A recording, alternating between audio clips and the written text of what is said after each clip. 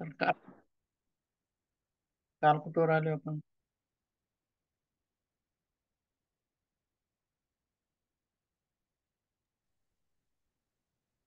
तर समुपदेशनाची कौशल्य. समुपदेशनाचे कौशल्य बघितले. ठीक आहे. आज योगिक समुपदेशन म्हणजे काय बघूयात आपण, किंवा योगातील समुपदेशन कसं करायचं. योगिक समुपदेशन म्हणजे का, त्याला योगिक क्रिया करून दाखवायच्या का, काय योगिक क्रियाबद्दल माहिती द्यायची, नेमकं काय प्रकार आहे ते आपण तिथं बघूयात. आणि कालचा जो भाग आपण बघितला तो प्रारंभिक भाग आहे, बरोबर आहे. म्हणजे नेमकं समुपदेशन म्हणजे काय, आणि त्याच्यावरती सुद्धा तुम्हाला प्रश्न आहेत. कसे प्रश्न आहेत? तर समुपदेशन ही संकल्पना स्पष्ट करा, बरोबर आहे. आता प्रश्नामधील फरक बघा कसा आहे. योगिक समुपदेशन स्पष्ट करा किंवा समुपदेशन ही संकल्पना स्पष्ट करा, किंवा आणखीन कशा प्रकारचा प्रश्न आहे, तर समुपदेशन ही संकल्पना सविस्तर लिहा. सविस्तर लिहा म्हटल्यानंतर तिथं तुम्हाला मोठ्या स्वरूपामध्ये, जास्त स्वरूपामध्ये लिहावं लागेल, बरोबर आहे. तर ही झाली फक्त संकल्पना समुपदेशनाची. आता योगिक समुपदेशनामध्ये काय काय येतं आपण बघूया. सर, समुपदेशनाबद्दल सविस्तर लिहा म्हटल्यावर यौगिक समुपदेशन पण त्याच्यामध्ये लिहायचं का? हा तसा प्रश्न आहे. आता बघा कसा आहे प्रश्न, एक मिनिट मी दाखवतो वाचून तुम्हाला.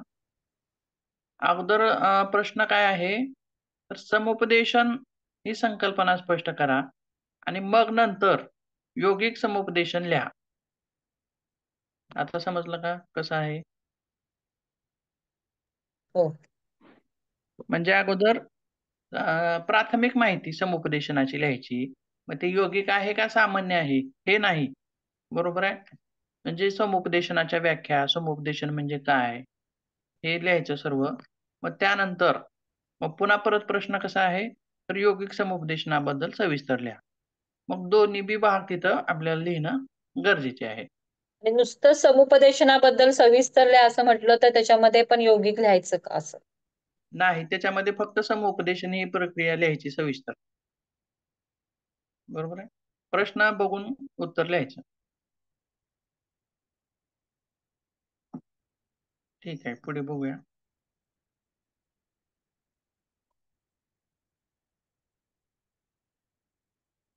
नेचर ऑफ योगा काउन्सिलिंग, किंवा त्याला आपण मराठीमध्ये काय म्हणतो, योग समुपदेशनाचे स्वरूप.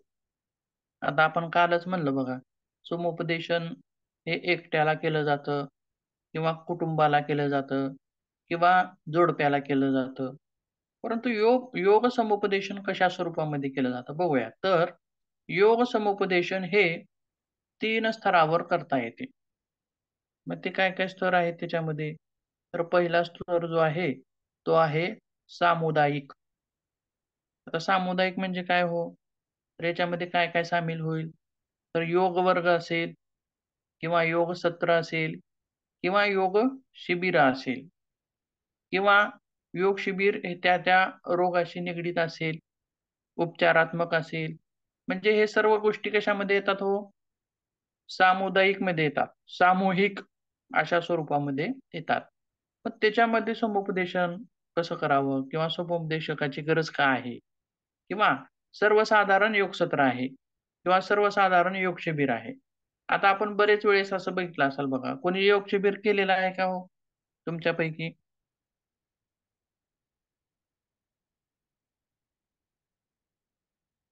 योग शिबिर केलेलं आहे का कोणी?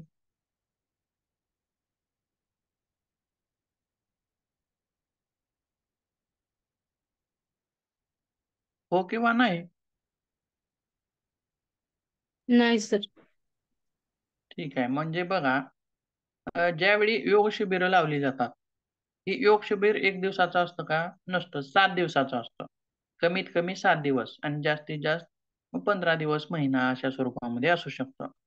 मग ज्यावेळी योग शिबिर लावलं जातं, तर सकाळचा 2 याच्यामध्ये असतं ते, सत्रामध्ये. म्हणजे सकाळचं एक सत्र पहाटेचं, ज्याच्यामध्ये वेगवेगळे सूक्ष्म व्यायाम, प्राणायाम किंवा आपले सूर्यनमस्कार या सर्व गोष्टी तिथं शिकवल्या जातात आणि करून घेतल्या जातात.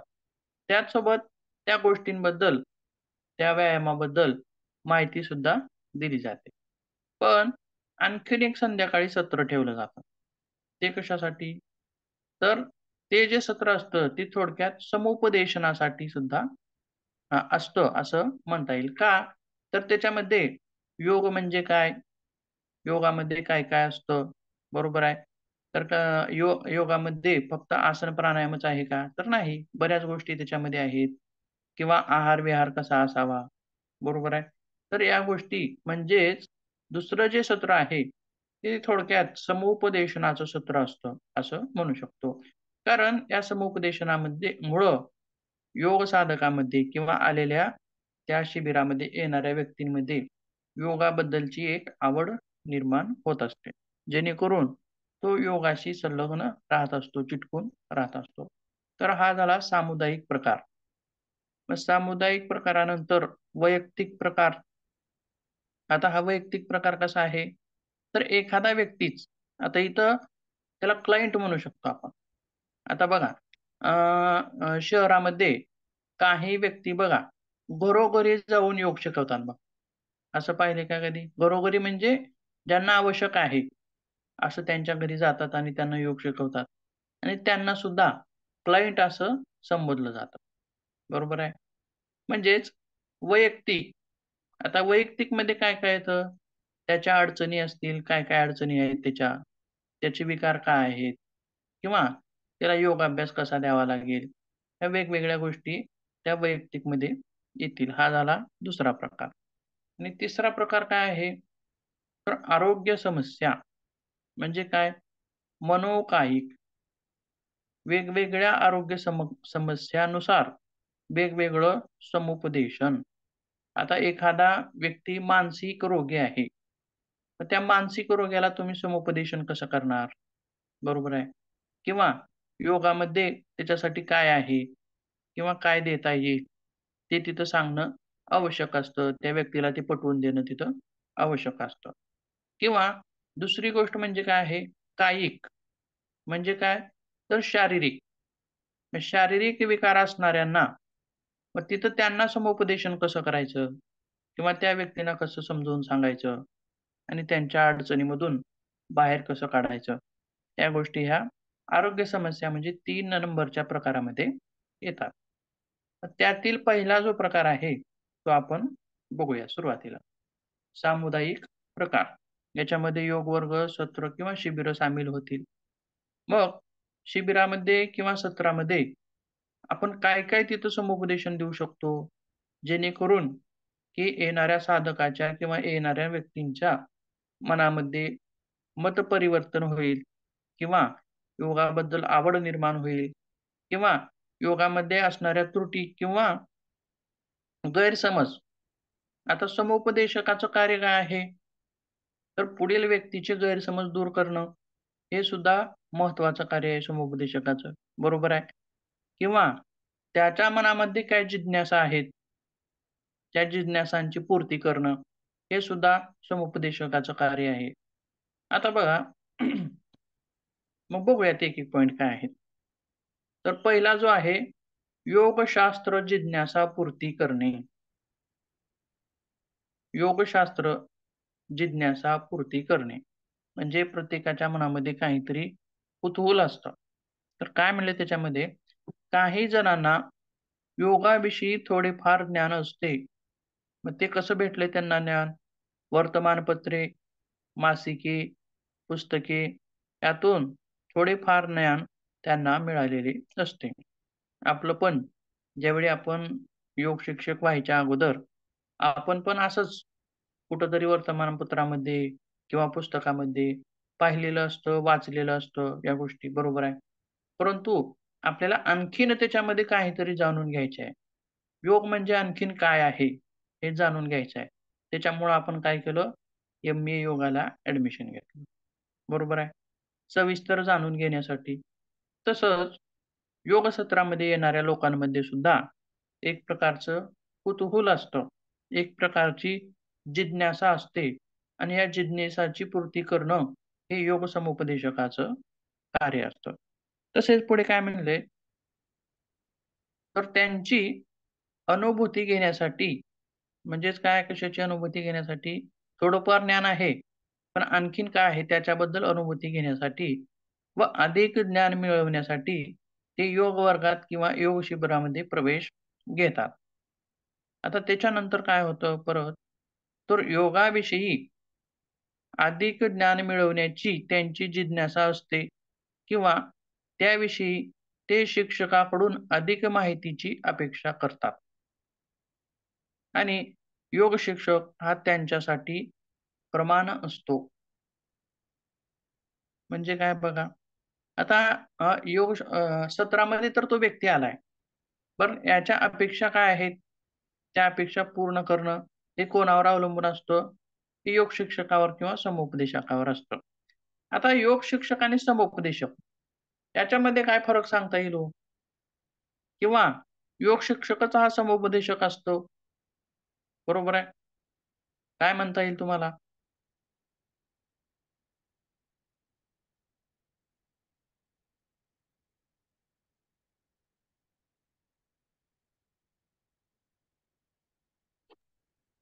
सांगता येईल काही?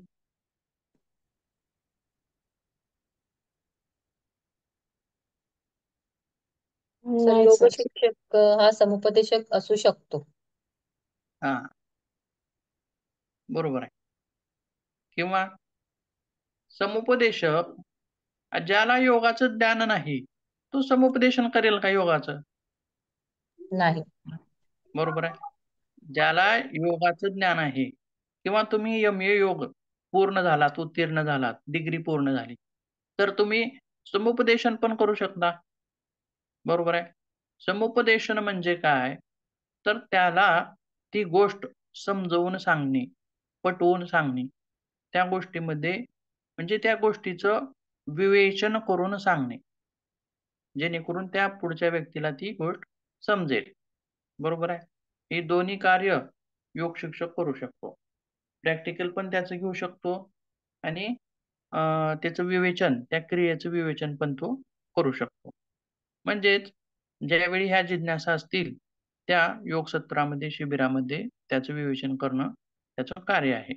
तसेच अ, काय म्हणले पुढे बघा, त्यामुळे योग शिक्षकाला अधिक ज्ञान आवश्यक तर आहेच, पण त्याचे योगाविषयी वाचन सतत असले पाहिजे. बघा, आता ज्यावेळी आपण समोरच्या व्यक्तींच्या जिज्ञासा पूर्ण करतोय, जिज्ञासांची पूर्ती करतोय, तर आता आपण कालच म्हणलं बघा, काउंसलर हा कसा असावा?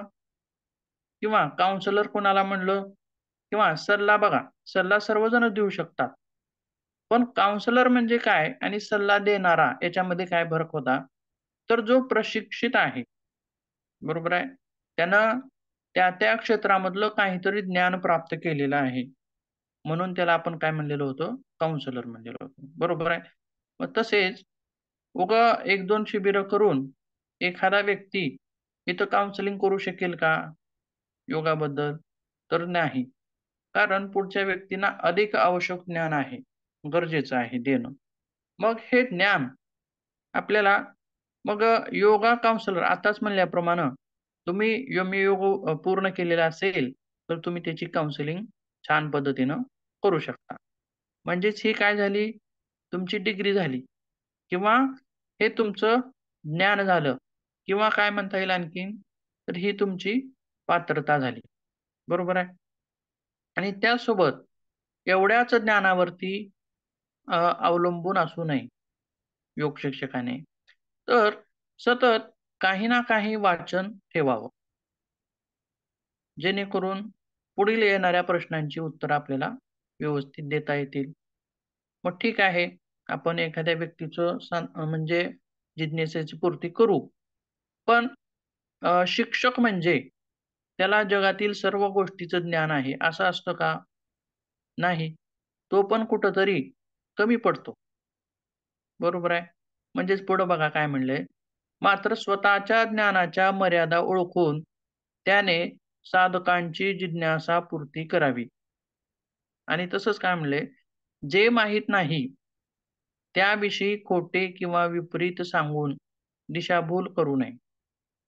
आता हे सुद्धा महत्वाचं आहे. म्हणजे बघा, प्रत्येक शिक्षकाला सगळंच ज्ञान असेल असं नाही. आणि पुढून जर प्रश्न आला, तर त्या प्रश्नाचं उत्तर माझ्याकडे नाही.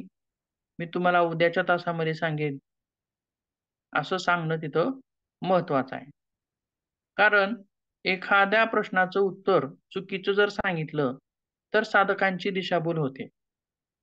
आणि हा प्रकार कसा आहे, सामुदायिक आहे. 1-2 साधक नाहीत, तिथं भरपूर आहेत. आणि एवढ्या साधकांची दिशाभूल होणं हे खूप चुकीचं आहे. आणि ते योग शिक्षकाला शोभणारं सुद्धा नाही. म्हणून कधीही खोटं न बोलता, विपरीत न सांगता, त्याला उद्या सांगेन किंवा नंतर सांगेन किंवा अभ्यास करून सांगेन, असं उत्तर देणं तिथं योग्य आहे. तसंच जर चुकीचं सांगितलं, तर काय होतं बघा. चुकीचे सांगितल्यास योग शिक्षक साधकांच्या नजरेतून उतरू शकतो. बरोबर आहे का हे? बरोबरच आहे. चुकीचं सांगितल्यामुळं कधी ना कधी त्या पुढच्या व्यक्तीला सत्य काय आहे ते कळणारच आहे. बरोबर आहे. आज नाही कळालं, तर महिन्या 2 महिन्याकडून किंवा 6 महिन्याकडून करून किंवा वर्षभराकडून त्याला जर त्या गोष्टीची माहिती, खरी माहिती मिळाली, तर तो म्हणेल, की त्या वेळी यांनी हे आपल्याला माहिती चुकीची दिलेली आहे. मग काय होईल? त्याच्या मनामध्ये त्या काउन्सिलरबद्दल गैरसमज निर्माण होतील. ही माहिती चुकीची दिली आहे म्हणजे सर्वच माहिती पण बरोबर दिली आहे का? किंवा अशा वेगवेगळ्या गोष्टी त्याच्या मनामध्ये निर्माण होऊ शकतात आणि काउन्सिलरबद्दल त्याचा आदर जो आहे, तो सुद्धा कमी होतो. तसेच पुढं काय म्हणले बघा आणखीन, योगशास्त्राविषयीचे ज्ञान केवळ 1 महिन्याच्या कालावधीत देणे शक्य नाही, असं सुद्धा सांगणं काउन्सिलरनं तिथं महत्वाचं आहे. आणि हे खरंच नाही पण. आणखीन काय? हे ज्ञान जे आहे, ते खूप सखोल आहे, हे सांगणे आवश्यक आहे. बरोबर आहे. तर ज्या व्यक्ती किंवा साधक, आताच मी काय म्हणलो सुरुवातीला, की 7 दिवसाचं शिबिर असतं किंवा 10 दिवसाचं शिबिर असतं. आणि एवढ्या छोट्याशा कालावधीमध्ये पूर्ण योग समजावून सांगणं शक्य आहे का तिथं? नाही. बरोबर आहे. त्याच्यातील सर्व तथ्य सांगणं हे आहे का तिथं? वेळ पुरेशी आहे का 7 दिवसाची? नाही. आपण योग वर्ग 2 वर्ष करतोय, तरी ते आपल्याला पुरेसं नाही ज्ञान. आणखीन घ्यावंसं वाटतं. म्हणजेच आणि योगाचा खूप विस्तार आहे. हे सुद्धा त्यांना सांगणं तिथं गरजेचं आहे. तसेच आणखीन एक महत्त्वाची गोष्ट म्हणजे योग म्हणजे फक्त शारीरिक हालचाली नसून त्यांना योगातील वेगवेगळे जे मार्ग आहेत, जसं की भक्तियोग आहे, राजयोग आहे, कर्मयोग आहे. हा सुद्धा योगाचाच एक भाग आहे, असं सांगणे किंवा दाखवून देणे हे सुद्धा तिथं गरजेचं आहे. बरोबर आहे. फक्त शारीरिक हालचालीच आहेत का? नाही. तर भक्तियोग हा कुणासाठी आहे? भावप्रधान लोकांसाठी आहे. बरोबर आहे. म्हणजे मानसिक विकार सुद्धा भावप्रधान लोकांना जास्त होतात आणि त्यांना तिथं भक्तियोग उपयोगी ठरणारा असतो. किंवा राजयोग असेल, कर्मयोग असेल. कर्मयोग कधी उपयोगी पडेल? तर ज्यावेळी आता आपण 3 नंबरचा जो पॉइंट म्हणला बघा, आरोग्य समस्या. तर कशा कोणकोणत्या समस्या आहेत त्याच्यामध्ये? मनोकायिक. आता भगवद्गीता किंवा कृष्णाने अर्जुनाला जी गीता सांगितली, ते काय आहे? जे ज्ञान सांगितलं, ते काय आहे? तर ते सुद्धा एक प्रकारचं समुपदेशनच आहे. बरोबर आहे का? ज्यावेळी अर्जुनाच्या मनामध्ये द्वंद्व निर्माण झालं आणि तो त्याच्या शरीरामधील शक्तीसुद्धा गमवायला लागला किंवा मी हे युद्ध करणार नाही, असं सुद्धा म्हणायला लागला. परंतु श्रीकृष्णाने त्याला हा योग मार्ग सांगितला बघा. बरोबर आहे. मग योग मार्ग सांगितला म्हणजे त्याच्याकडून योगासन करून घेतलं का हो तिथं? किंवा त्याच्याकडून प्राणायाम करून घेतला का? बरोबर आहे. किंवा त्याच्याकडून षटकर्म करून घेतलं का? नाही. तर त्याला भक्तियोग, राजयोग, कर्मयोग असं काय-काय आहे, याच्याबद्दल सर्व माहिती दिली आणि त्याच्या अडचणीतून त्याची अडचण काय होती, की मी आता हे युद्ध करू शकणार नाही. बरोबर आहे. त्याची एक समस्या होती ती. तो करू शकत होता, परंतु सर्व परिस्थिती पाहून तो काय म्हणतोय, मी करू शकणार नाही. ही त्याची समस्या होती आणि त्या समस्येमधून हे वेगवेगळे योग सांगून, हे वेगवेगळे योगमार्ग सांगून श्रीकृष्णांनी काय केलं, त्याला त्याच्या समस्येमधून बाहेर काढलं आणि युद्धासाठी सज्ज केलं. बरोबर आहे. म्हणजे आता मनोकायिक असे जे विकार आहेत, आता मानसिक जे विकार आहेत, त्याच्यामध्ये भक्तियोग, गीता, राजयोग, कर्मयोग, कर्मयोगाचा भाग सुद्धा तिथं तिथं आवश्यक असणार आहे. किंवा आणखीन काय म्हणलं आपण, की काउन्सिलिंगमध्ये काय म्हणलं बघा, की त्यांच्या समस्यांचं निराकरण करणे. मग हा सुद्धा एक कर्मयोगामधला भाग आहे. बरोबर आहे. तिथं तो सुद्धा उपयोगी पडणार आहे. म्हणजेच योग म्हणजे फक्त शारीरिक हालचाली नाहीत, तर हे योग वेगवेगळे योगमार्ग आपण तिथं त्यांना सांगणं गरजेचं आहे. तर हा भाग कशामध्ये झाला? तर योगशास्त्र जिज्ञासा पूर्ती करणे. आता पुढचा जो भाग आहे, तर तो योगाविषयीचे गैरसमज दूर करणे. तर बघा, हे सुद्धा काउन्सिलरचं काम असू शकेल का हो? समुपदेशनामध्ये येतं का हे गैरसमज दूर करणं योगाविषयीचे? हो सर, येतं. बरोबर आहे. काउन्सिलरमध्ये म्हणजे काउन्सिलिंगचं ते काम आहे. आता बघूया, म्हणजे गैरसमज काय-काय आहेत योगाविषयी?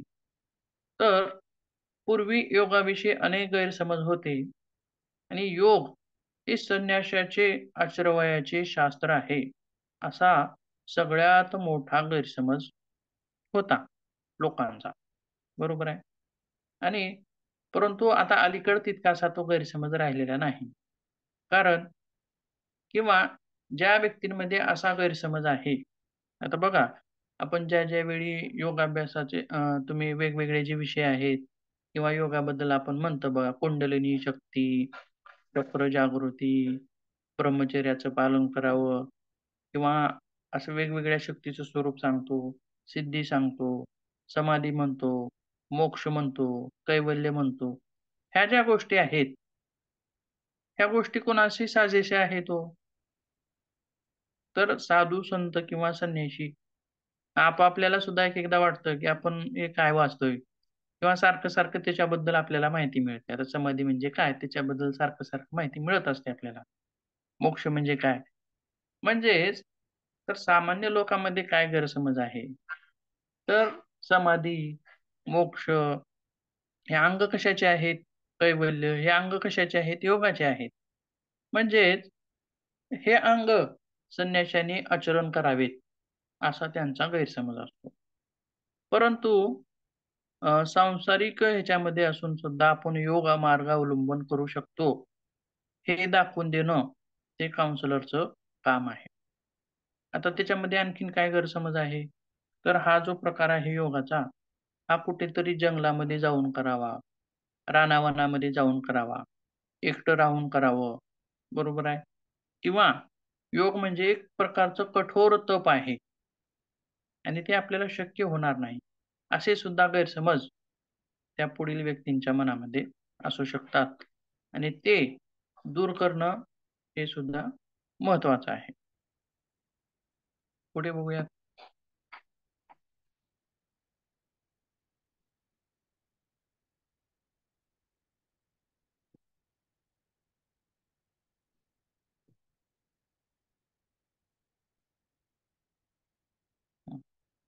तर काय म्हणले बघा, गेल्या 25 वर्षात योगाचा खूप प्रसार झाला आहे आणि त्याच्यामुळं काय झालंय, की अनेक गैरसमज त्यांच्यामधले दूर झालेले आहेत आता.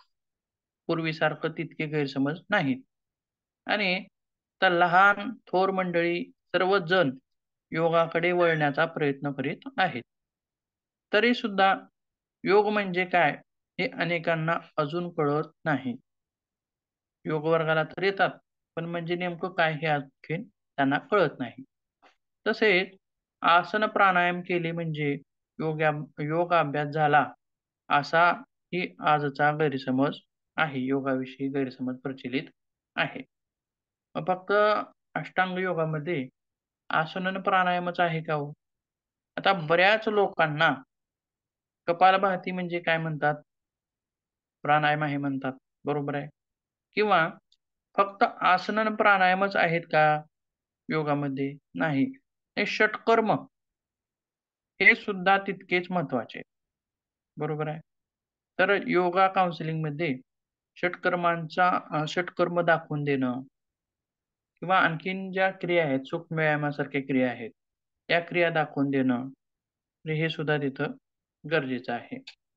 तसेच आणखीन पुढे काय गैरसमज आहे बघा. तर योग म्हणजे हिंदू धर्माचा प्रचार करणे, असा सुद्धा एक प्रकारचा गैरसमज आहे. मग हा गैरसमज काय आहे नेमकं? तर आता समजा साधं कुठं योग शिबिर जरी लागलं, तरी इतर मंडळी किंवा हिंदू धर्माला हटकून असणारी मंडळी, ही त्याच्यामध्ये भाग घेत नाही. का? तर ते आपलं नाही किंवा योगाला धार्मिक कृत्य अशा दृष्टिकोनातून सुद्धा बघितलं जातं. ठीक आहे, धार्मिक कृत्य आहे, पण ते सर्वांसाठीच उघडं आहे. बरोबर आहे. त्याच्यामध्ये कुठलं बंधन आहे का हो? की या पंथाच्या लोकांनी करावं, या लोकांनी करू नये. बरोबर आहे. असा गैरसमज सुद्धा त्यांच्यामधला दूर करणं गरजेचं आहे. म्हणून काय म्हणलंय, योग हा हिंदू धर्माचा प्रचार करण्यासाठी नाही, तर तो सर्व मानवजातीसाठी आहे. ज्यावेळी महर्षी पतंजली यांनी योग मार्ग लिहून ठेवला, बरोबर आहे. तो फक्त एका विशिष्ट जातीसाठी लिहून ठेवला का हो? नाही. आता बघा, बरेच शास्त्र आहेत किंवा वेद आहेत किंवा पुराण आहेत. त्याच्याबद्दल काही आपल्याला ऐकण्यात येतं, की या लोकांनीच वाचावं किंवा या लोकांनी वाचू नये. आता वेद जे आहेत बघा, पूर्वी काय होतं, स्त्रियांना सुद्धा वाचण्याची परवानगी नव्हती वेद. मग पुन्हा आणखीन वर्णव्यवस्था जी होती, त्या वर्णव्यवस्थेमधील लोकांना सुद्धा वाचण्याची परवानगी नव्हती किंवा जरी वाचलं, तरी त्यांच्या कानामध्ये शिश्न ओतलं जायचं. म्हणजे परवानगी सगळ्यालाच दिलेली नव्हती. परंतु योग असा आहे, आता बघा, कपालभातीची क्रिया आहे किंवा भस्त्रिका आहे, प्राणायामाची क्रिया आहे किंवा आसनांची क्रिया आहे. या ज्या क्रिया आहेत, त्या सर्वच धर्मातील, सर्वच पंथातील, सर्वच संप्रदायातील लोक करू शकतात. बरोबर आहे. किंवा आणखीन एक महत्त्वाची गोष्ट म्हणजे काय, तर श्रीमंत आणि गरीब हा भेदभाव. श्रीमंत लोकं पण योग करू शकतात आणि गरीबातला गरीब व्यक्ती तो पण योग करू शकतो. कारण योग करण्यासाठी तिथं इतर सामग्री आवश्यक नसते. आता जसं की जिममध्ये जायचं आहे तुम्हाला, बरोबर आहे. तर जिममध्ये त्याची फीस असते किंवा वेगवेगळी साधनसामुग्री तिथं आपल्याला वापरावी लागते. बरोबर आहे. मग हे फीस भरण्यासारखी लायकी सुद्धा काही जणांची नसते. मग अशा लोकांनी व्यायाम करू नये का? बरोबर आहे. करावा. मग तो कसा? योग मार्गाद्वारे करू शकतो. बरोबर आहे. तर योग मार्गामध्ये करण्यासाठी साधी आपली घरातली चटई जरी अंथरली तरी पुरेशी झाली. तिथं पैसे खर्च करण्याची गरज आहे का? नाही. बरोबर आहे. म्हणजे स्वतः आपल्या घरामध्ये सुद्धा करू शकतो.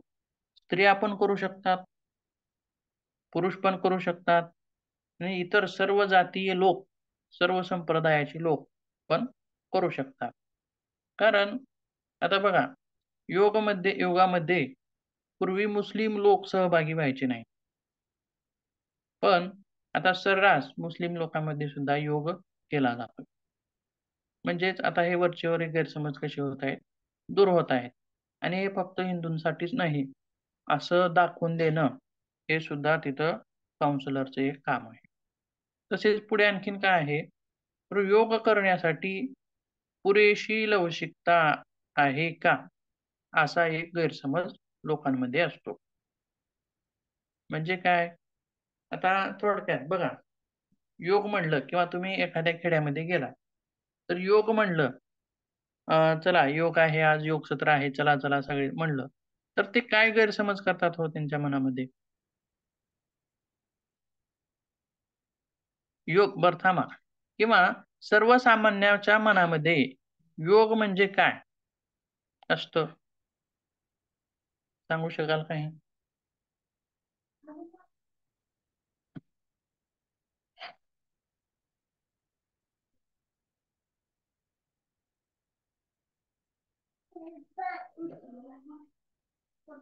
सांगता येईल काही? सर्वसामान्याच्या मनामध्ये योग म्हणजे काय असतं? योग म्हणजे व्यायाम करणे म्हणजे शरीराच्या हालचाली करणे. व्यायाम करणे किंवा अवघड आसनं करणे. हम्म. बरोबर आहे? आणि आणखीन एक मानसिकता काय असते, की हे लहान लोकं करू म्हणजे लहान मुलं वगैरे करू शकतात. आता अवघड आसनं म्हणजे आता समजा आपलं काय धनुरासन असेल किंवा चक्रासन असेल, बरोबर आहे? अशी वेगवेगळी आसनं. ते योग म्हटलं की वेडं-वाकडं अंग करणे, बरोबर आहे? आणि जे आपण करू शकणार नाही वयस्कर लोकं, तशा पद्धतीचा आहे. अशी सुद्धा मानसिक धारणा त्यांच्यामध्ये असते. किंवा काही लोकांमध्ये काय मानसिक धारणा असते, की आता रामदेव बाबांची शिबिर वगैरे असतात. त्यामध्ये उड्या वगैरे मारल्या जातात किंवा रनिंग असे प्रकार घेतले जातात. म्हणजे त्याच्यामुळं पण त्या लोकांमध्ये काय आहे, तर हे आपल्यासाठी नाही. म्हणजे वयस्कर लोकांसाठी वगैरे हे नाही. तर लहान मुलं किंवा तरुण मुलं यांनी ते करावं, असं सुद्धा त्याच्यामध्ये गैरसमज आहेत. तसेच म्हणजेच काय, पुरेशी लवचिकता आहे का? योग सुरू करण्यापूर्वी तुम्हाला शरीरापेक्षा मनातील लवचिकता आणि मोकळेपणाची आवश्यकता असते, असं या पॉइंटमध्ये आपण सांगू शकतो. बरोबर आहे? तर जितकं मनाला लवचिक करता येईल, जितकं मन आपलं मोकळं होईल, तितकं योग साधनेमध्ये आपल्याला समाविष्ट करता येतं किंवा लवचिकता ही सरावाने साध्य होते. आता पश्चिमोत्तानासन आहे. तर सर्वसामान्याला कुणीतरी योगा टीचर कुठेतरी एक सत्र चालू आहे आणि तो पश्चिमोत्तानासन करून दाखवतोय आणि पुढचे सगळे साधक पश्चिमोत्तानासन करण्याचा प्रयत्न करत आहेत आणि ते त्यांना येणारच नाही. पहिल्या दिवशी तर ते शक्यच नाही. एखादा व्यक्ती करेल, पण नंतर दुसऱ्या दिवशी त्याचं अंग दुखायला लागेल. कारण त्याच्या शरीराला ती सवयच नाही. बरोबर आहे. पण लवचिकता ही जी असते, ही सरावाने साध्य होते. असं तिथं सांगणं गरजेचं आहे. आणि त्यांच्या मनामधला गैरसमज दूर करणं सुद्धा गरजेचं आहे. म्हणजे कसं, की पहिल्या दिवशी पश्चिमोत्तानासन जितकं जमेल, दुसऱ्या दिवशी त्याच्यापेक्षा थोडं जास्त जमेल, तिसऱ्या दिवशी थोडं जास्त जमेल. असं करत 10 दिवस, 15 दिवसानंतर तुम्हाला ते चांगलं जमायला लागेल, असं सांगणं सुद्धा गरजेचं आहे. तसेच आणखीन एक सामान्य गैरसमज असतो, सामान्य जनसामान्य मनामध्ये. तर योगा करताना कुठून तर हाड वगैरे मोडलं तर कसं करायचं? बरोबर आहे. हे असं का धारणा आहे अशी? तर थोडीशी वेडीवाकडी असणं आहेत आणि वयस्कर लोकांमध्ये हाडामध्ये ठिसूळता असते आणि इंजुरीज हा प्रकार हा प्रकार होऊ शकतो. परंतु मार्गदर्शनाखाली केलं तर होणार नाही. हे सांगणं सुद्धा तिथं गरजेचं आहे. बरोबर आहे. हा झाला लवचिकतेविषयीचा प्रश्न. आणखीन पुढे काय सांगितलंय? तर काही लोक काय म्हणतात बघा, योगा करायला चला म्हणल्यास, आम्ही रोज भरपूर शारीरिक काम करतो, मग योग कशाला? हा सुद्धा एक अतिशय महत्त्वाचा गैरसमज आहे. आता खेड्यातील लोक बघा, दिवसभर शेतामध्ये काम करतात, राबतात, कष्ट करतात. मग ते साहजिकच आहे म्हणणं त्यांचं, की मग आम्ही योग कशाला करायचा? काय गरज आहे? दिवसभर काम करतो. किंवा काही व्यक्तींचं शेत वगैरे इतकं लांब असतं, की ते एकदा दोनदा जाऊन येतात. म्हणजे खूप लांब असल्यामुळे काय म्हणतात, की आमचं एकदा दोनदा जरी शेताकडे जाऊन आलं, तरी आमचा व्यायाम होतो. असं सुद्धा ते म्हणतात. बरोबर आहे. किंवा आणखीन काय गोष्ट सांगता येईल इथं, तर मला एक व्यक्ती असा म्हणाला, बघा, जर मी दिवसातून 50 घागरी पाणी भरतो आणि मला ते लांबून आणावं लागतं, तर मग याच्यामध्येच माझा व्यायाम होऊन जातो. मग मला योग करण्याची गरज आहे का? तर आहे का खरंच?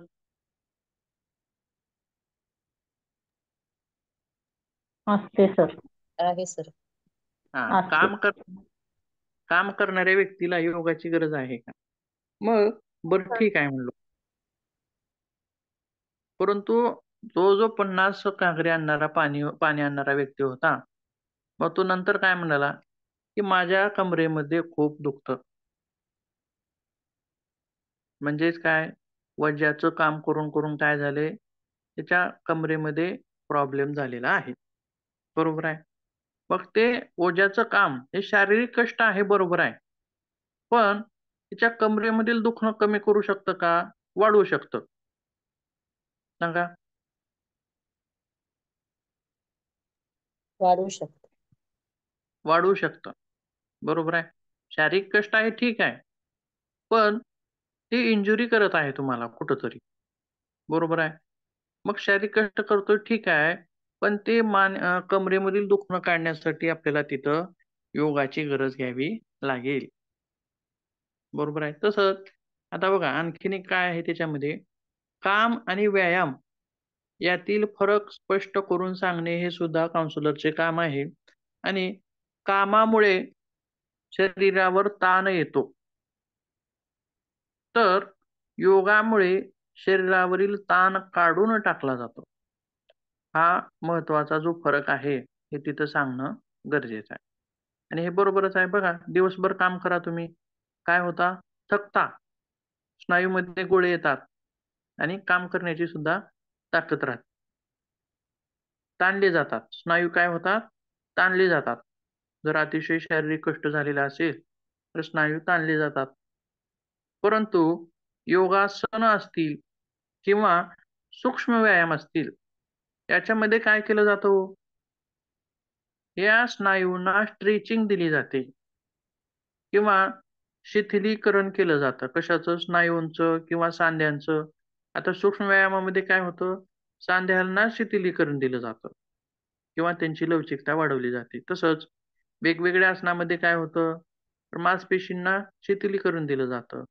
म्हणजेच योग केल्यानंतर हलकं-हलकं वाटतं का थकवा येतो? हलकं वाटतं. अनुभवले कधी?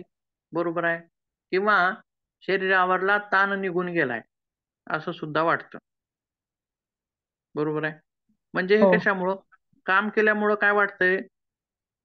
ताण आल्यासारखं वाटतंय आणि योग केल्यामुळं काय होतंय? ताण गेल्यासारखं. म्हणजे हा महत्त्वाचा फरक आहे. कामामुळे शरीरावर ताण येतो, ताण निर्माण होतो. तर योगामुळे शरीरावरला ताण काढून टाकला जातो. ही माहिती सांगणं अतिशय आवश्यक आहे. तसेच आणखीन एक पॉइंट ह्याच्यामध्ये महत्त्वाचा आहे. तो म्हणजे काय आहे? कामामध्ये सर्वच अवयव सामील होतात का हो?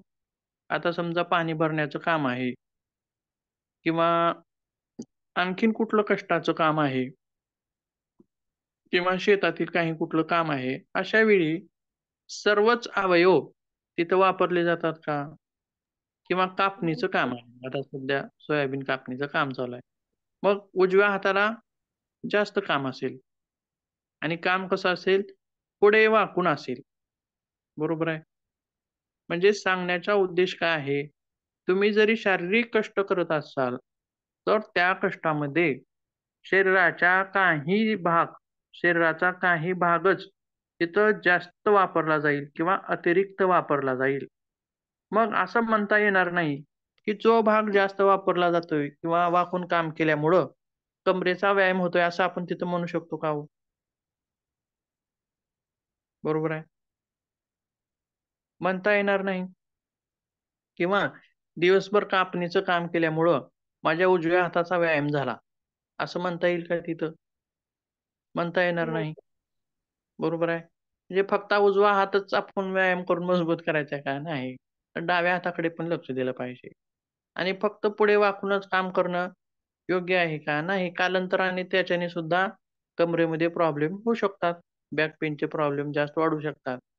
आणि आता बघा, योगासनामध्ये पुढे वाकून केलेलं आसन असलं, की मागे झुकून केलं जाणारं आसन पण करावं लागतं. विपरीत आसन. बरोबर आहे. किंवा इकडे झुकून आसन केलेलं असेल, तर उजव्या बाजूने झुकून केलेलं असेल, तर डाव्या बाजूनं पण करावं लागतं. म्हणजेच काय आहे याच्यामध्ये, तर शरीराच्या दोन्ही बाजूचा विचार केला जातो. बरोबर आहे. किंवा आणखीन दुसरी गोष्ट म्हणजे काय, आता आपण ज्यावेळी सूक्ष्म व्यायाम करतो किंवा सूर्यनमस्कार करतो, तर सूर्यनमस्कारामध्ये शरीराचे सर्व स्नायू वापरले जातात. शरीराचे सर्व सांधे वापरले जातात. बरोबर आहे. मेरुदंडाचा भाग पण सहभागी होतो. सर्व सांध्यांचा भाग सहभागी होतो आणि शरीराच्या जास्तीत जास्त वेगवेगळ्या मांसपेशींवरती सुद्धा ताण निर्माण होतो आणि विशेष श्वासोश्वास जोराने चालतात. त्याच्यामुळे फुफ्फुसावर परिणाम होतो. पोटावर ताण पडल्यामुळे पोटांच्या अवयवांचा व्यायाम होतो. मग असा प्रकार हा काम करताना होतो का? नाही. काम करताना विशिष्टच अवयव वापरले जातात किंवा फुफ्फुसामध्ये काम करताना आता समजा फुफ्फुस कष्टाचं काम असेल, तर फुफ्फुसाचा सुद्धा तिथं वापर जास्त होतो. म्हणजे श्वास दीर्घ होतात. पण ते लयीत असतात का? किंवा हे जे श्वासोश्वास होतात, ते एखाद्या कामापुरते होतील. पुन्हा नंतर होणार नाहीत. आणि तेच काम परत लागेल का? कामामध्ये सुद्धा वेगवेगळे प्रकार असतात. म्हणजेच काम आणि व्यायाम, काम आणि योग याच्यातला फरक अशा लोकांना समजावून सांगणं किंवा शिबिराला आलेल्या लोकांना समजावून सांगणं तिथं गरजेचं आहे. तसेच आता पुढचा जो फरक आहे, योग हा फक्त तरुणांसाठीच नाही. त्यांच्यामध्ये काय गैरसमज असतो, योग हा फक्त तरुणांसाठी आहे आणि त्याचं समुपदेशन कसं आहे, तर हा फक्त तरुणांसाठीच नाही. म्हणजेच काय, योग हा वयस्कर लोकांसाठी पण आहे. बरोबर आहे. मग त्याच्यामध्ये काय दिलं जातं? तर त्यांना आसनं दिली जातात का? नाही. आसनं पण देता येतील कालांतराने किंवा अँगर काय म्हणतात, की त्यांनी 60 वर्षाच्या व्यक्तीला सुद्धा शीर्षासन करून घेतात बघा. म्हणजे सर्व वयाच्या लोकांसाठी योग आहे, असं अय्यंगार यांचं प्रतिपादन आहे. म्हणतात ते. आणि ते करून सुद्धा घेतात तसं. पण ती टेक्निक तिथं वापरावी लागते. पण त्याच्यापूर्वी जे सामान्य वयोवृद्ध लोक आहेत, त्यांना सूक्ष्म व्यायाम हे अतिशय महत्त्वाचे आणि योगातीलच एक महत्त्वाचा भाग आहे. हे दिसायला सोपे आहेत, परंतु यांचा लाभ हा तरुणामध्ये जास्त नाही किंवा लहान मुलांमध्ये जास्त नाही. तर सूक्ष्म व्यायामांचा लाभ हा जास्तीत जास्त वयस्कर लोकांमध्ये जास्त आहे. कारण याचा परिणाम कशावरती असतो सूक्ष्म व्यायामांचा? सांध्यावरती. बरोबर आहे. आणि वयस्कर लोकांमध्ये सांधे दुखण्याचा प्रकार जास्त असतो. गुडघे दुखणं किंवा कंबर दुखणं म्हणजेच तिथं पण एक प्रकारचा सांधाच आहे. एकमेकावर जे स्पायनल कॉलम जो आहे, त्याच्यामध्ये सांधेच आहेत एक प्रकारचे. ताठरपणा आहे का? तर लाकडासारखं आहे का आपली स्पाईन? नाही. म्हणजे सूक्ष्म व्यायाम हे वयोवृद्ध लोक पण करू शकतात. तसेच आणि हे खूप लाभ देणारे आहेत असं सुद्धा सांगायचं आहे तिथं समुपदेशनामध्ये. तसंच आणखीन एक गैरसमज आहे पुढचा. पुस्तके वाचून योग करता येतो का? येतो. पण आता काय म्हणले बघा. पुस्तके वाचून योग करता येतो, पण योगातील सर्वच ज्ञान नसल्यामुळे काही अनावश्यक क्रिया साधकाकडून घडून येतात आणि योगाचा फायदा होण्याऐवजी नुकसान होऊ शकते. आता जसं की बघा आता आपण उदाहरण देऊ शकतो की एखाद्याला गुडघेदुखीचा त्रास आहे. मग ती व्यक्ती, आता त्याला काय माहित असतं की वज्रासनात बसावं जेवण केल्यानंतर, किंवा सामान्य शिबिरामध्ये पण सांगितलं जातं जेवण केल्यानंतर वज्रासनात बसावं, त्याच्यानं काय होतं, अन्नाचं पचन होतं. मग ही सुद्धा व्यक्ती काय करेल, वज्रासनात बसायला लागेल. परंतु होतं काय, पचनासंबंधी तर तिकडंच राहिलं, त्याच्या गुडघेदुखीचा त्रास वाढू शकतो. बरोबर आहे. म्हणजे पुस्तकी ज्ञानामुळे काय काय होतंय. आता एखाद्या व्यक्तीला कमरेचा त्रास आहे, स्लिप डिस्कचा त्रास आहे.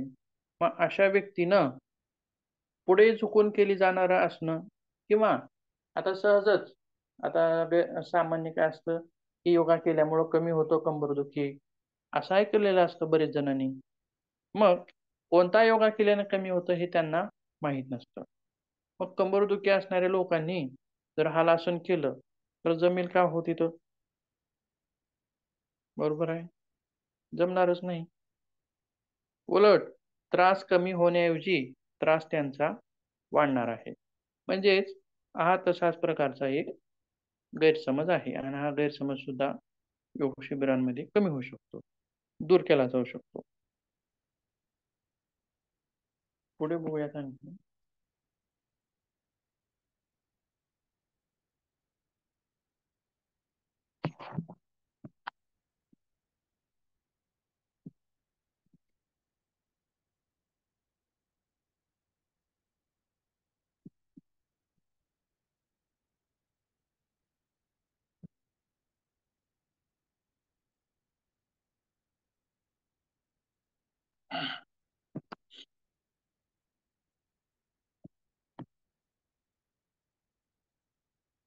शेवटचा पॉईंट बघूयात आपण, सामुदायिक ह्याच्यामधला, व्यक्ती व्यक्तीतील निराळेपणा किंवा भेद. म्हणजे काय, वय, लिंग आणि प्रकृती भेदाने प्रत्येक जण वेगवेगळा असतो. लहान वयातील आसनं किंवा लहान वयातील योगाभ्यास वेगळा. आता स्त्रियांसाठी योगाभ्यास कसा आहे तो आता तुम्ही बघणार आहात, तुम्हाला मॉड्यूल आहे तो. किंवा प्रकृती, आता काही लोकांची कफ प्रकृती आहे, काही लोकांची वात आहे, काहींची पित्त आहे.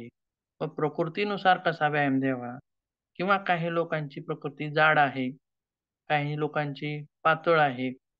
अशा मग म्हणजेच काय, ते वय, लिंग आणि प्रकृतीनुसार प्रत्येक जण वेगवेगळा आहे. गैरसमज काय आहे, व्यक्ती व्यक्तीतील निराळेपणा किंवा भेद. तसेच सर्वांना सर्व प्रकारच्या क्रिया सारख्याच रीतीने जमतील असेही नाही. आता सर्वांगासन सर्वजणच करू शकतात का तिथं? नाही. बरोबर आहे. उष्ट्रासन सर्वजणच करू शकतात का? नाही. म्हणजे त्यांच्या त्यांच्या शरीरानुसार, त्यांच्या त्यांच्या वयानुसार त्यांना त्या त्या प्रकारची आसनं शिकवणं तिथं गरजेचं असतं. तसेच आणखीन काय म्हणले, शरीर मनावर फारसा ताण न देता जसे जमेल तसे करू द्यावे, आणि जरुरी तेथे चुकांची दुरुस्ती करावी, मात्र प्रयत्न करण्यास प्रोत्साहन देत राहावे. बरोबर आहे. तर एखादी क्रिया जमत नाही म्हणून ती अर्ध्यात सोडून देणं हे पण चुकीचं आहे. मग त्यावेळी समुपदेशकानं त्याचं समुपदेशन करावं, प्रयत्न करण्यास प्रोत्साहन द्यावं, किंवा त्यातील काही अटी किंवा काही हे सांगाव्यात, कृती छोट्या-छोट्या, की हे असं केलं तर तुम्हाला सोयीस्कर होईल, किंवा हे आसन करताना तुम्ही खुर्चीचा वापर करा किंवा लोटचा वापर करा, उभारताना भिंतीचा वापर करा. असे वेगवेगळे तिथं सांगू शकतो. अशा प्रकारचं हे सामुदायिक समुपदेशन आहे. याच्यामध्ये काही अडचण किंवा असेल तर विचारू शकता, समस्या.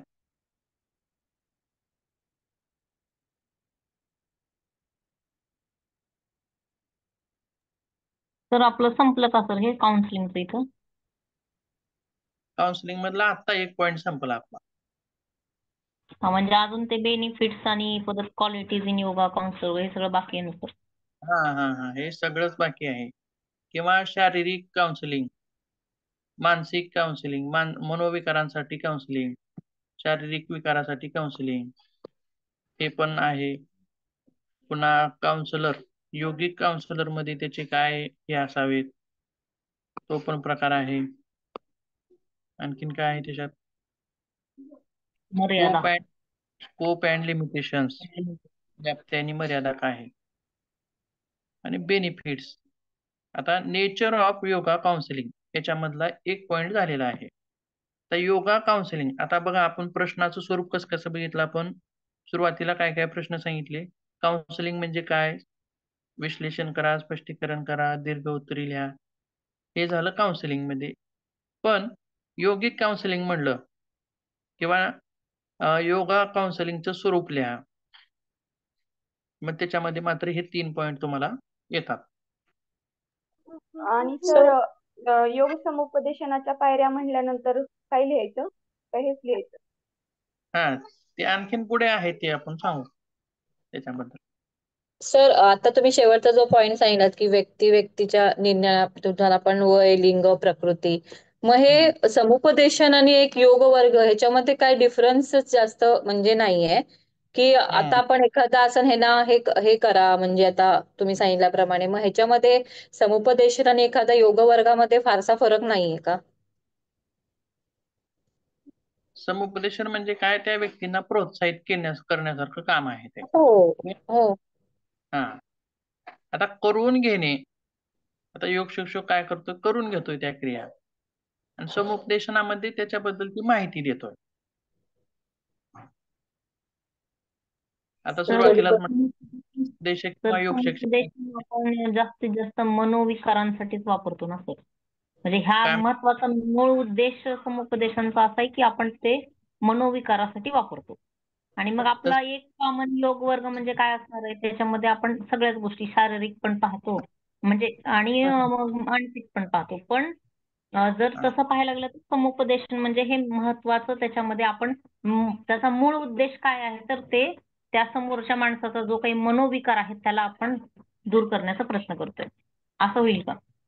आता बघा, आता समुपदेशन म्हणजे फक्त मनोविकारिक रोगांसाठी नाही, तर मनोविकारिक रोगांचं पण समुपदेशन होतं, आणि काही शारीरिक रोग असे आहेत त्यांचं पण समुपदेशन होतं.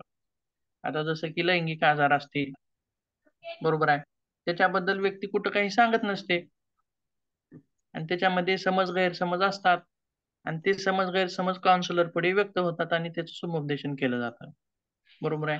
किंवा आणखीन शारीरिक काही विकार, आता सदा एखादा टीबी जरी असला एखाद्याला, तरी तो बाहेरच्या लोकांना किंवा घरातल्या लोकांना सुद्धा जवळ लवकर पळू देत नाही, किंवा गल्लीतल्या लोकांना सुद्धा लवकर पळू देत नाही, बरोबर आहे. म्हणजे काही विकार तो झापून ठेवत असतो, बरोबर आहे. किंवा मला बीपी झालाय, आता कमी वयामध्ये बीपी झालाय, हे सुद्धा तो कळू देत नाही. म्हणजे काही विकार शारीरिक ते सुद्धा लपवून ठेवले जातात, आणि ते एखाद्या व्यक्तीपुढे सामोरे येतात, किंवा मग त्याचं समुपदेशन, शारीरिक विकाराचं सुद्धा समुपदेशन असतं. आणि भांडण तंटे हे याच्यामध्ये मग पुन्हा ते काही मानसिक मध्ये येतं, असे प्रकार पडतात त्याचे पण. कॅन्सरच्या वगैरे लोकांना म्हणजे जरा खूप नैराश्य वगैरे येतं करतं, त्यावेळेस मग असं समुपदेशन त्यांना पण खास करून दिलं जातं कॅन्सरच्या लोकांना वगैरे. आता आपण वैयक्तिक समुपदेशनामध्ये काय बघतो, की एखादा व्यक्ती आपल्याकडे हा विकार घेऊन आलाय, मग त्याला कसं हे करायचं त्याच्यामधून, म्हणजे आता समुपदेशन म्हणजे काय, तर त्याच्या समस्येमधून त्याला बाहेर काढणं, बरोबर आहे. तर एखादी व्यक्ती हा विकार घेऊन आपल्याकडे आली, मग त्याला त्या विकारातून बाहेर काढण्यासाठी आपण कशी मदत करू योगाद्वारे, असं तिथं सांगता येतं. फक्त मानसिक विकाराला समुपदेशन असतं असं नाही, शारीरिक विकारांना पण असतं.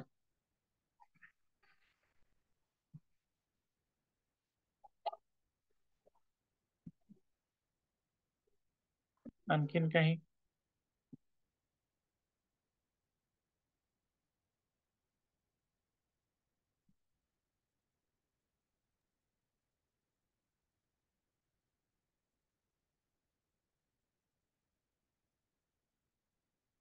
असाइनमेंट लिहिलं नाही का तुम्ही? चालू चालू आहे आहे सर, सर. चालू आहे सर. चालू चालू ठीक आहे. सर आता जे तुम्ही सांगतायत ना की मानसिक विकारांसाठीच नाही आहे किंवा शारीरिक विकारांसाठीच नाही, म्हणजे आपले जे 5 कोश आहेत, अन्नमय हम्म. कोश, प्राणमय कोश, मनोमय कोश, विज्ञानमय कोश, मग ह्याच्यामध्ये बिघाड झाल्यावरच शक्यतो आजार होतात. म्हणजे एक समुपदेशकाला खूप डीप मध्ये नॉलेज ह्याच्या या गोष्टींचं पाहिजे. मग योग समुपदेशकाला म्हणजे ह्या सगळ्या गोष्टींचं नॉलेज असणं आवश्यक आहे. बरोबर आहे. आपण त्याच्यामध्ये बघितलंयच, त्याला ज्ञान असणं गरजेचं आहे, किंवा जितकं आहे तितकंच पुरेसं नाही. त्यानं आणखीन वाचत राहावं काही ना काही योगाविषयी. की आता मी माझं MA पूर्ण झालंय, तर मला दुसरं काही वाचायची गरज नाही, असं पण तिथं नाही. तर आणखीन योगविषयक पुस्तकं वाचावीत, किंवा स्ट्रेस मॅनेजमेंटचे तुमच्याकडे जे विषय आहेत, बरोबर आहे, तशा विषयी तुम्हाला पुस्तकं भेटतील का बघा, ते वाचता येतील का बघा, तुम्हाला जे विषय आहेत त्याच्या संदर्भात.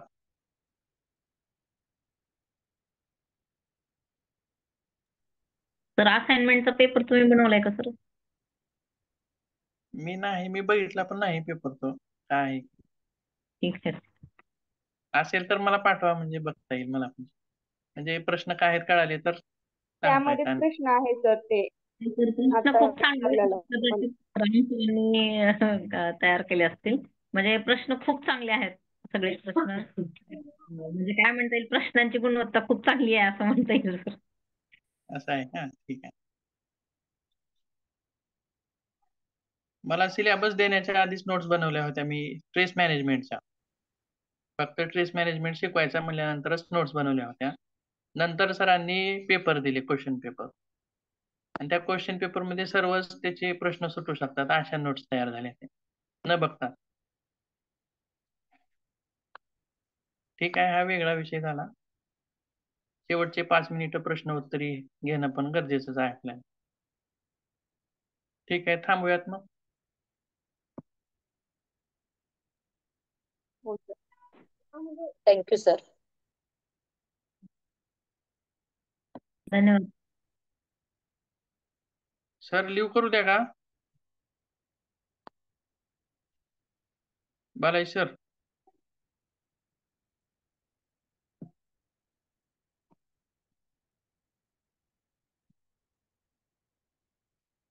तर तुम्हीच हे करा, कारण बालाजी सर नाही येत वाटतं. ठीक आहे, ठीक आहे.